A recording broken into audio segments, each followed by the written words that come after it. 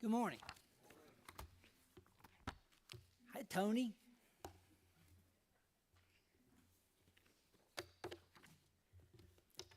Chronicles, Old Testament. After go back and let's see. After Kings comes Chronicles. We're going to be in the First Chronicles. First Chronicles. Yep. We're going to be around chapter 21 today. So Chronicles, what's the book of Chronicles? I wonder, it's sometimes we can almost take a guess about New Testament authors and figure that there's a handful, right? And Chronicles is interesting. I read a little bit about, the books themselves, and if you read the Old Testament and you read beginning in Genesis up through, right, the ancestry of Christ and the kings and so forth, you come to Samuel, 1 Samuel, and 2 Samuel, and then you'll come to the Kings, right? And then you'll come to the Chronicles. And I was wondering, what's up with these Chronicles? Because what happens is and this is good, I'll point you to some. If you read Chronicles, 1st and 2nd Chronicles, but then you step back a couple books, to like Samuel, you'll see very, very similar writings. I mean, for instance, a lot of the discussions in Samuel about King David, right, you'll see repeated. I'm not saying the word's repeated, but it's basically you get a lot of the very similar stories, right? I hate to use that word here when we're talking about the Bible. But honestly, if you think about Chronicles itself, when you think about the Old Testament, right? We think about that. Remember the Exodus, right? Out of Egypt into the Promised Land. And remember the Israelites were there, and they had kings. They had good kings. They had bad kings. And then they separated. And the country, right? They had the North and the South, like the Yankees and the Confederates, right? Huh? Yankees and the Hillbillies. Yeah. Well, then, recall, if you can, back then there was a time where the Assyrians pretty much took over the north, right? And they took them into exile. And in later years, they took the south, right? Remember the king, right? It came in and took them over to their country, right? And they were in exile there. And then they came back. Believe it or not, they were actually released and they went back to the old country. And then Chronicles was written, right? Sometime around that time period. So one of the purposes of Chronicles itself, it has to do with a lot of time, right? When it was written as opposed to the content, even though it's, obviously it was written at a later point in history. But the objective of Chronicles was to re-educate or reintroduce or remind the Israelites how to worship and who they worship and what the heck they're doing back here, right? And who God is and all the great stories down in the past history of people like King David, etc. Okay, so what you read in Chronicles, what we'll read today, you can actually easily find similar dialogue in Samuel, right? 2 Samuel, and I'll point you to those. And anyway, that's just a nutshell. That's why people say, "Well, I'm seeing the same thing." And to be honest with you, given the nature and the time frame later it was written, you're going to have a little different variation on what? Well, over the course of many years, things change. The value of a dollar changes here, right? It's done in my lifetime, right? So A dollar now ain't worth what a dollar was back then. I used to get $1.03 for my report card from my grandmother. You know why? Because 3 cents was the tax on a dollar back when I was a kid. Hey, you must not done very good on your report card. That's all I got to say. I'm not even going to argue about it. I know. Crazy. So Chronicles was written by, obviously they debate, scholars say, who wrote it, blah, blah, blah. Well, there was a Jewish priest, priest there. His name was Ezra, right? Apparently was very influential at that point in time in writing of the Chronicles. As opposed to back in Samuel, we were talking about some of the older prophets like Samuel, right? Nathan, Gad. You'll hear his name mentioned in today's lesson too, okay? So just FYI, that's information. So when you get to read it yourself, you can go back and say, hey, didn't I read this once before? I know I read this before, and I've never read, but sure enough, you heard it in Sunday school in a different book, okay? Some of the good stuff. Okay, so there's a parallel in today's lesson of what you might read in Samuel as opposed to what you might hear in today's lesson, which is a great thing. So let's go on and dive into what we're actually going to be studying a little bit today, right? And so we're going to be over in, start probably in chapter 21, 1 Chronicles, chapter 21, and talk a little bit about King David again, right? He's a great subject, King David, right? So King David, we know David has historically, we've talked about, he's the man after what? I used to say he's the man after God's own heart, right? And you can read his Psalms, and you could just fall apart to pieces, right? With the, I'd say, is the gift or the calling of a man to put, to obediently put God's words in writing.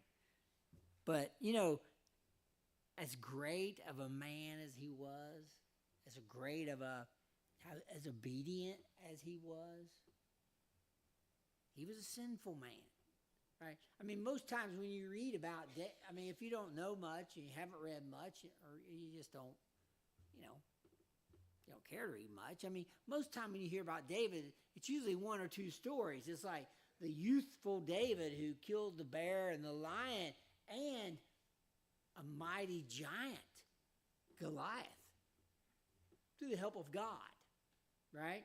Or you hear about David, the adulterer, right, who had a relationship with his own soldier's wife. And then he plotted his own soldier's death on the front line. Sounds pretty bad, right? Yeah. Well, it's all true. It's Bible. But there were other sins of David. And if they weren't worth mentioning, they wouldn't be in the Bible. And we wouldn't be teaching it today. But these are sins that really tick God off. Right? I mean, literally, David was his chosen. He was his right-hand man. He was his right-hand man. And, they angered God to the point where God even cast down punishment on the Israelite nation because of things David did. So you wonder, well, God, why didn't you just take David out? He's the problem. Because David is also the source, right, of a lot of the worship that was given to God within his nation. And trust me, he was in love with God. There's no doubt. You can't read the scriptures and not think anything other than that. However, in this week's lesson, we pick up in chapter 21, I believe it's chapter 21, and it begins to talk about one of these sins. And, if you haven't read this, you would have, I just blown past it, right? If you went drilled into it. But God had blessed Israel, right? We know time and time again, every lesson we've talked about is one blessing on top of the other. Just look at your own life, right? I don't have to look at Israel's. I go look at my own, look at yours, and just out. You just can't write them all down. But anyway, just prior to today's lesson, Israel has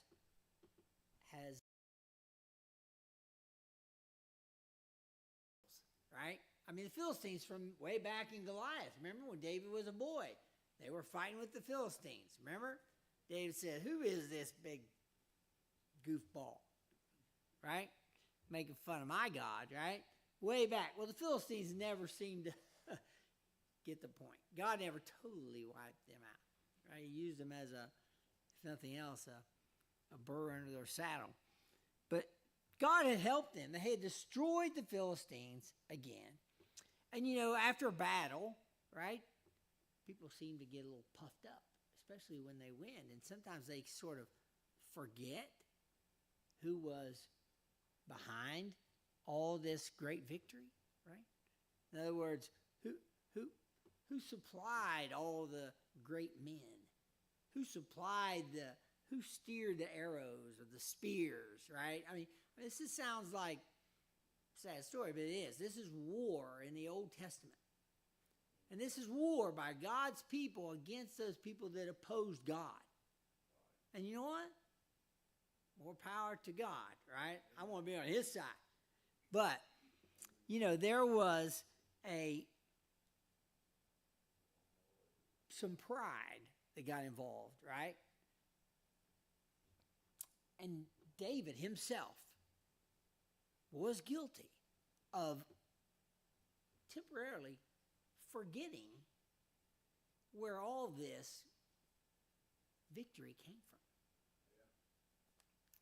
from. And what David did, David said, it sounds trivial. I had to go back and read it 2 or 3 times. Then I went back to Samuel and read it again. So David said, well, you know what I'm going to do? I'm going to go out all over all of Israel. At this point, it's one big nation. They hadn't split. And he said, I'd like to get a count. I'd like to get a census, right, of how many standing soldiers I have that are ready to go to battle. We're a great nation. We just kicked the Philistines' tails. But if this happens again, I want to know how many there are. I want to send out guys to go count people from the top of the kingdom to the bottom. And in 9 or 10 months' time, it took them a long time, right? I mean, they weren't on four-wheelers and fast cars.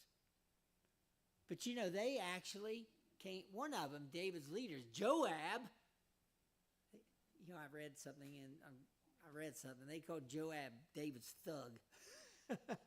I didn't know I guess he's a, kind of like he was a general. But he even told David, he said, why? Why are you doing this? He said, didn't God just populate our army 100-fold without us even knowing about it? And David, now don't forget, David's getting up in years at this point in time. Because if we read the next chapter or so in Chronicles, you'll see David's getting to be pretty old. But David said, he said, just do what I say. Just go do it. Well, they did it. And they came back and they gave great numbers of feedback to David. Doesn't this sound trivial? Now, this is a nation who God has picked up and carried all the way through every battle, every victory, every hunger, every thirst. And for a moment to think that you or your commanders had some amount of control over your victory in any of these battles was really an insult to God. Let me restate that. God said, I've fed you in the wilderness. I gave you water in the wilderness. I gave you a place to, remember when they went into the promised land and the fruits were so large they couldn't even carry them, right? The land of milk and honey. and the battles they'd been through, and God said, how could you think for a minute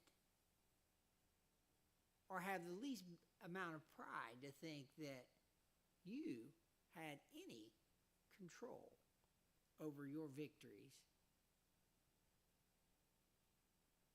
as king? God didn't like us.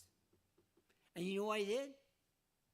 I'll show you, young David, my son, my right-hand man. Well, in a nutshell, David realized this, but he was a little bit late. He'd already sent the guys out. They come back, and they gave him huge numbers.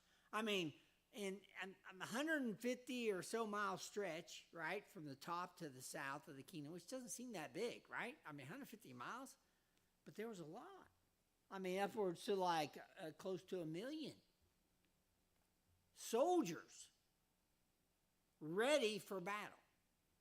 Okay? Well, about the time they got this feedback, David says, oh, I don't know what happened. But he realized that was sort of a bit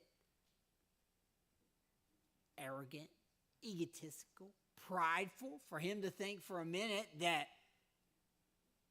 his kingdom or under his direction had anything to do with the success or the benefits that this country, I say country, this nation had received over the course of time. And you know what God said? He said, I'm going to punish you. And I'm going to give you 3 choices. He said, I'm either going to let you go hungry for 3 years, or I'm going to let your enemies abuse you for 3 years, meaning give them authority over you. Guess what? They come in and start kicking your tail. Or I'll send disease. David says, I'm going to read this too. I'm going to make sure that I didn't make this up. David said, well, I would much rather be under the mercy of God than the mercy of mankind. Right? So I definitely don't want those guys coming in my camp, because they don't care about me and they don't care about themselves. But God does still love me, and he has mercy. So David chooses the disease. Okay? And guess what? Like that, it happened. From the top to the bottom of the country, the nation, disease hit. A plague hit. It doesn't say what the plague was. It doesn't say whether it was chicken pox. Or it doesn't say whether it was the bubonic plague. Or it doesn't say it was COVID. It was a plague. 70,000 people died. Okay? Very quickly. All from the north to the south. And guess what? David's the king. Let me read. 1 Chronicles, chapter 21. I'm going to start reading verse 7. And God was displeased with this thing. Therefore, he smote Israel. All right, you know what it means to get smote? Anybody ever get smote before? At least yeah, you've been smote? Have you ever smoked your kids before? If you haven't, Angela has. He smote Israel, he said, and David said unto God, he says, I have sinned greatly. This is after the fact. I have sinned greatly because I have done this thing. He said, but now I beseech thee, right? I beg thee, do away the iniquity of thy servant, for I have done very foolishly. What's he saying? Stop this disease. You're killing the nation. You're killing the people. you're killing your people.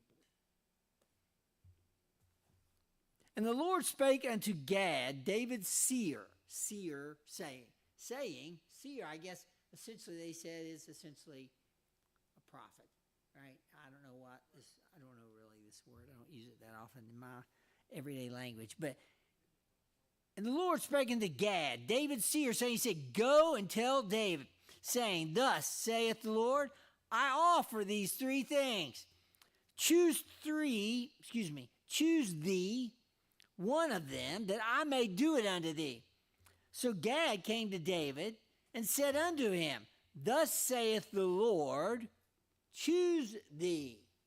All right, now David's seer, these prophets are the closest thing as far as speaking with God as you could get. At that point, God would work through the prophets, right? To demonstrate his authority. He said, verse 12 says, either 3 years famine or 3 months to be destroyed before thy foes, right? Basically being the victim of the sort of things that you're doing to them. You've turned things around. While that the sword of thine enemies overtake thee. Okay? Or else 3 days, the sword of the Lord. Now the sword of the Lord, this is the pestilence. Now we've talked about pestilences in the past, right? Remember when the Hebrews were in Egypt and Moses came and there was what? 10 of them? Or about? Remember the flies, the frogs, the blood, the angel of the Lord? Here he's referring to it as the sword of the Lord. Or else 3 days, the sword of the Lord, even the pestilence, meaning that is a pestilence, in the land, and the angel of the Lord destroying throughout all the coasts of Israel. He says, now therefore advise thyself what word I shall bring again to him that sent me. This is Gad talking to David. And guess what? David's saying, this is just not his opinion. Gad is coming from God with these choices that I made. David has already realized that he's messed up. Okay? It wasn't as if he's saying, oh, but it wasn't me, but she did it. No. Hey, actually, remember what's his name? It was his fault. David didn't do that. Matter of fact, David has never done that. Right? Even in the other times, right, we've talked about David. David has always been, I know. It's me. I've done it. Unfortunately, right now, guess what? David is the offender, and God's people are the victims. 70,000 people. Now, that said men. Okay? Now, remember we talked about the Hebrews, right, when they came out of Egypt, how many there were, and that was just the men. I'm assuming that the men might just be just the men. Maybe the men and then women and children also, right? So the number could have been a whole lot larger than just what's being referred to. It doesn't say that. I'm just thinking, okay? There was a lot, okay? Let me continue. And David said unto Gad, he says, I am in a great strait, right? Let me fall now into the hand of the Lord. For very great are his mercies, we were talking about. But let me not fall into the hand of man. In other words, I'd rather be,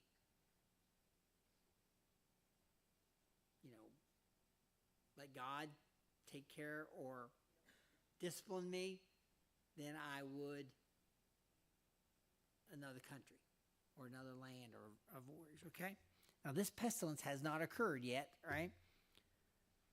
He said, but let me not fall into the hand of man. He says, so the Lord sent pestilence upon Israel, and there fell of Israel 70,000 men. Okay, so I just repeated. I just put pretty much my words into Scripture, so you know I wasn't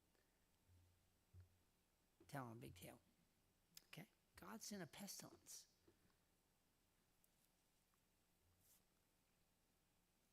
And we're going to start reading verse 15. And God sent an angel unto Jerusalem to destroy it. And as he was destroying, the Lord beheld. Okay, so 70,000 men had been killed, and God was not done yet. Jerusalem was just one town, right, in the midst of all those that had already been impacted by this pestilence. However, things change. God sent an angel unto Jerusalem to destroy it. And as he was destroying, meaning the angel, the pestilence, right, the Lord beheld.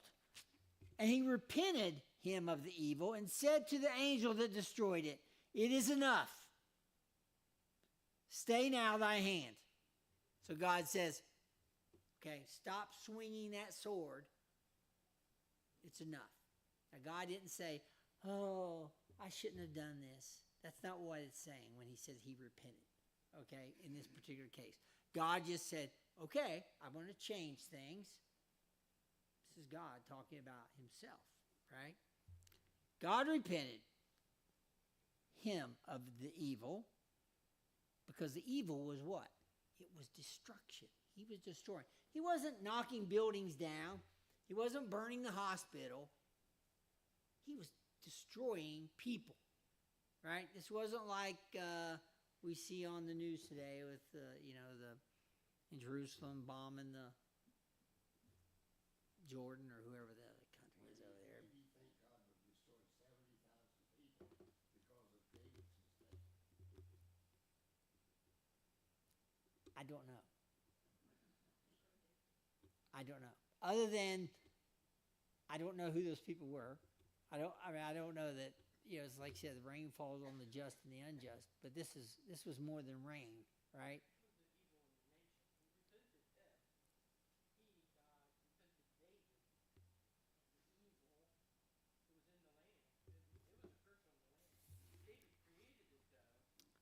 Yeah. Sometimes our sins, the Bible says our sins visit upon our children. And we created that sin. So it's important to know what you're doing in your life and how you throw that rock in the middle of the pond and it ripples out. It's important to know how your actions can affect other people. Yeah. That's very good, because that's actually kind of I don't know if you jump ahead to the conclusion. Yeah. The point, we ourselves don't realize the impact. Well, we do, or we should.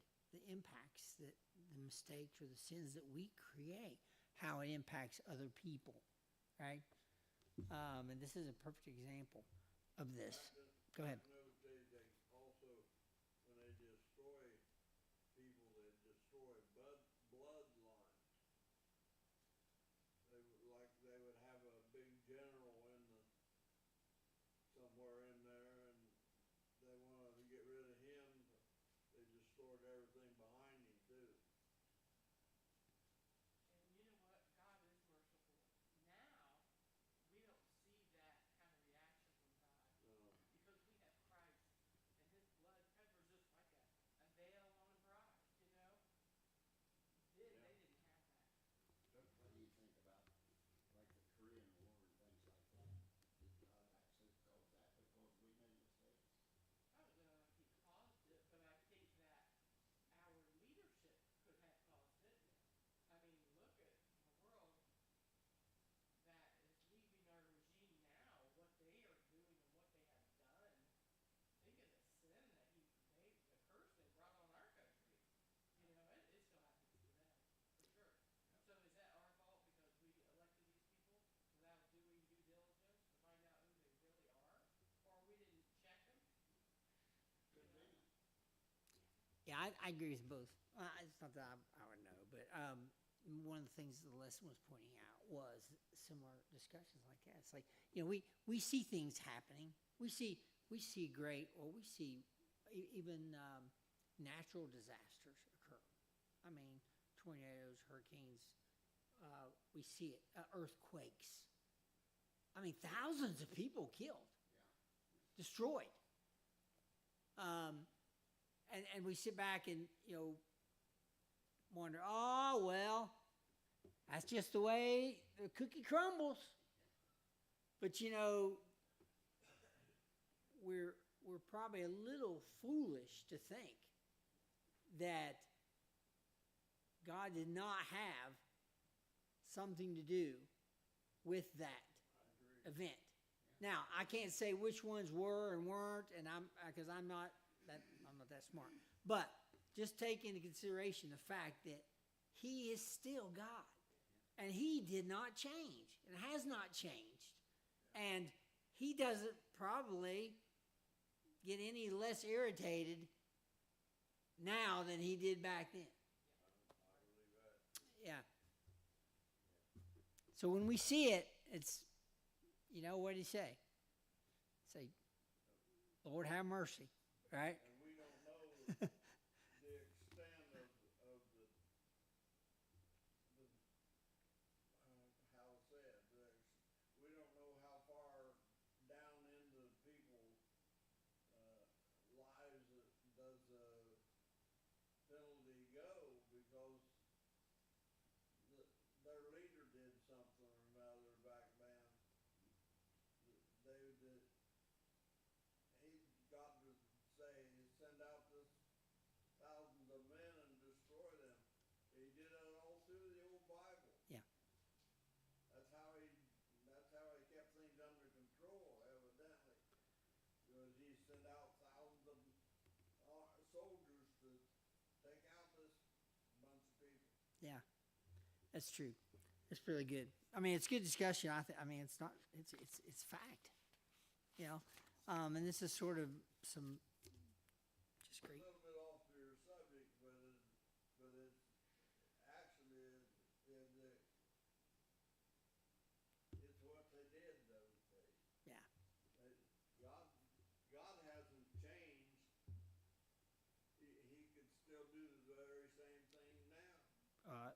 Why would He change? He sends out our soldiers to destroy everybody over there in Iraq.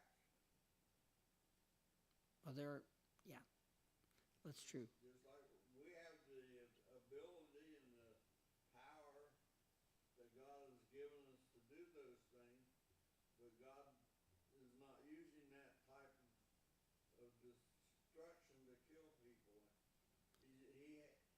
The scripture even says that God controls the water and the wind. Yeah. So we see these earthquakes and things happening with the wind and storms and stuff like that. God's in control of that. I think God's judgment is delayed compared to what it used to be because of Christ. He's our adversary, he's up there. Wait a minute, Dad. Wait a minute. But I think there is a delay in judgment upon the earth, since, think about it. These people come in to pay their tithes and they lied about it, and we're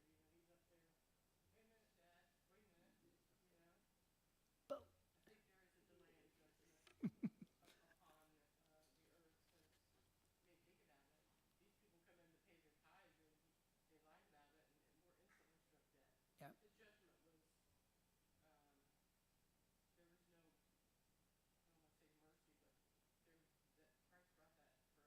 right. Okay, this is good. Just put it this way, God hasn't changed, but He's changed the way He does things. He has changed some things, for sure. Well, we went from the old covenant to the new. That was the greatest change. His word is final. Yep. Whatever He says to be, it's final. There's no way of changing His mind. But he will change the method in which He operates. Right. And that's what this actual verse was saying. That God, when God repented, He basically said, okay, you chose this. The pestilence came, and as the pestilence moved through the country, came into Jerusalem, Imagine this. I'm just imagining this angel of the Lord, right? The pestilence destroying. God says, "Stop." That's the way it happened. He stopped, right? He repented of the evil. Okay, let me. And this is actually got. Oh, this story. I was looking at the clock. I thought I was over time. Okay, let me continue. This is good. God says, "It is enough. Stay now thy hand," meaning hold everything. And the angel of the Lord stood. This is good stuff. And the angel of the Lord stood by the threshing floor of Ornan the Jebusite. Now, what the heck's that got to do with anything? Okay, first of all, what are the Jebusites? Jebusites were people. There was a nation of people that lived in that promised land called the Jebusites. And they were one of the ones that when the nation came through that God kicked them out. Or they used Israelite people to kick them out. Some of them they had favor. In other words, they were good Jebusites, or they were not problem causers, or they were not rebellious Jebusites, right? They weren't contrary to God his nation. The Jebusites were one of them. And there just so happens to be a guy named Ornan. Did you have an Uncle Ornan? You did? Oh, it must be a Yankee name. Ornan, the Jebusite. Now Ornan the Jebusite. He had this place threshed, right? Wheat. So what's that mean? Right? So what's that mean? Apparently, let me just take my. I'll find out. Okay. He brought in wheat, and he'd thresh it, meaning he'd knock the wheat off of the chaff, save the wheat, sell the wheat, make some money, and he actually was pretty good at it. Okay. There's this thing called a threshing floor. The threshing floor is a very hard piece of ground. They said preferably rock, right, if they could. And this is where they would, the area in which they would, I've never been on one, but this is what they say. This is where they shake out the grain, or they throw it on the ground and they let the cows or the oxen walk over it. Now, I don't know why my oxen or cows don't walk on anything I eat, because I know they got dirty feet. But that is just to make a point clear. This threshing floor was just a hard piece of ground that Ornan, the grain farmer, would thresh out in what they call winnow, right? Let the wind blow out the chaff, and then they'd gather it up, and they'd sell it for whatever purposes. And Ornan just so happens to be a very successful guy that does this, okay? He just so happens to drop into the scene in this verse, okay? And the angel of the Lord stood by the threshing floor of Ornan the Jebusite. Ornan the Jebusite, the grain farmer, has a threshing floor. He's out there, him and his 4 boys, they'll read it, and they're out there knocking the grain off the chaff, doing a man's job out in the heat of the day, okay? And angel of the Lord stops what he's doing and stands beside Ornan's threshing floor. Okay? Now, there's something really interesting about this threshing floor. I'll tell you that when I get to it. David lifted up his eyes and saw the angel of the Lord. Okay? It didn't say David just was in a trance or had a vision, right? He lifted up his eyes. He looked up and saw the angel of the Lord. Didn't see God. He saw the angel of the Lord, right? Get this. Standing between the earth and the heaven, having a drawn sword. Remember he said that, sword of the Lord? Having a drawn sword in his hand, stretched out over Jerusalem. Meaning what? They're the next victim of the pestilence. And he's ready to do it with his sword, and God has said, stop. Now, I don't know how you guys are about stories and fairy tales and things like that, but when I read this, I believe it like it's read. My mind just can't get there where God's at, right? All I can go by is what I read. And it is the truth. You got to remember how Yeah. God operated. Then when you read them stories, they come true to you. It has to be. Between the earth and the heaven, having a drawn sword in his hand, stretched out over Jerusalem. Then David and the elders of Israel, meaning David wasn't alone, right? He had the elders of Israel. These are the wise guys, right, that he hung out with, because David was an old guy too by this time. David and the elders of Israel, who were clothed in sackcloth, fell upon their faces. They see the angel of the Lord. They, David and his elders, they fall on their knees before the angel of the Lord, okay? In their what? Sackcloth, which is what? Like burlap. There you go, good word. Burlap. This is their mourning clothes, right? These are not clothes in which they go out to the prom, right? Yeah. Okay. David and the elders of Israel, who were clothed in sackcloth, fell upon their faces. And David said unto God, is it not I that commanded the people to be numbered? Meaning, God, wasn't it me that did this thing? Wasn't I the one that created this error or offended you? Wasn't it my pride? Wasn't it my ego?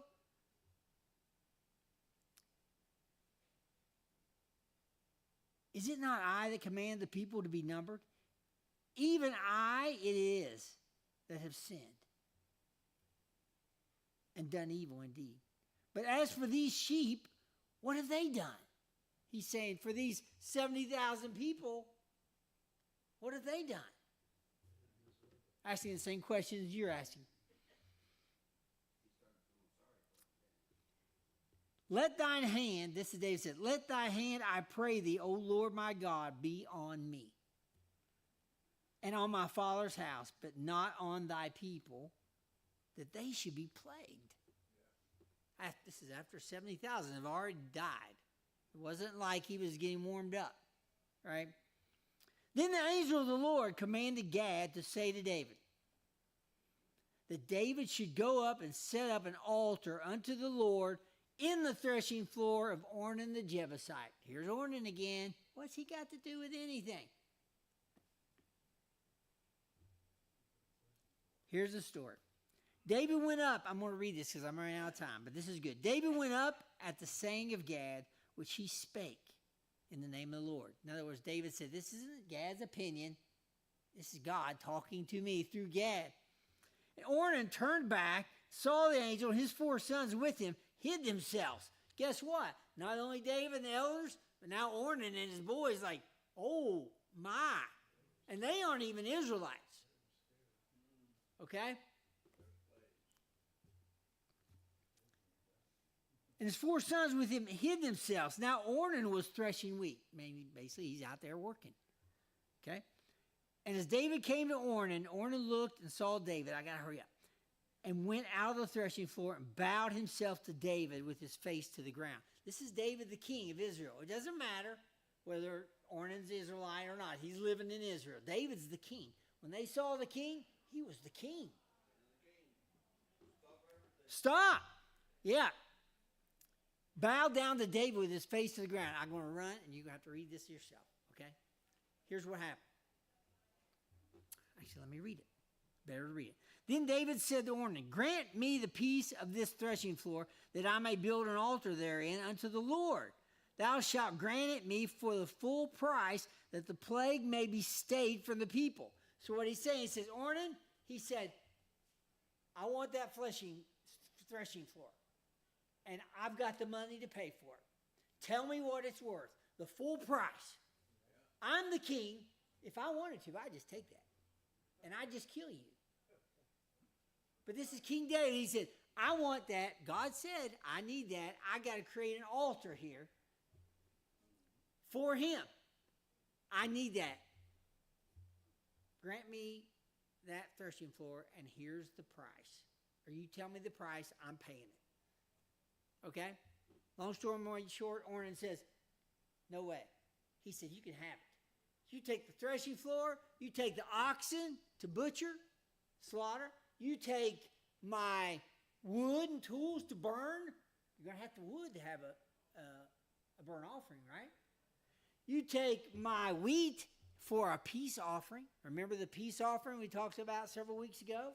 So you got a burnt offering, you got the peace offering, you got the hard floor. You take it, David. David says no. He said, you tell me what it's worth. I'm going to give it to you because this is my sin I'm paying for. This is not your sin. You're not paying for my sin. If you read the next few verses, you see that. Oh, I'm out of time. This is too good, right? Ornan, here's the money. Gives him so many 100 pounds of gold, and they said it was quite a bit of chunk of change. So many shekels, they said in today's price, it probably been about $400,000 or so, right? And 10 acres of land or so. Long story made short, if I could get there, this is where they built the temple. Solomon later built the first temple of Jerusalem on the threshing floor of Ornan the Jebusite. Great ending to that short story. But anyway, long story made short, David built an altar. He did a burnt offering. He did a peace offering. And when he saw that God had relieved the pestilence, he sacrificed. 3 different types of sacrifices. Remember, we got a burnt offering for devotion to God. We got a peace offering. There's usually something to eat, right? Which is the wheat, right? And then there's a sacrifice for your sin and your guilt. Because guess where the tabernacle was? It wasn't there in Jerusalem. It was 5 miles up the road at Gibeon. It wasn't in Jerusalem yet, right? So I got to stop.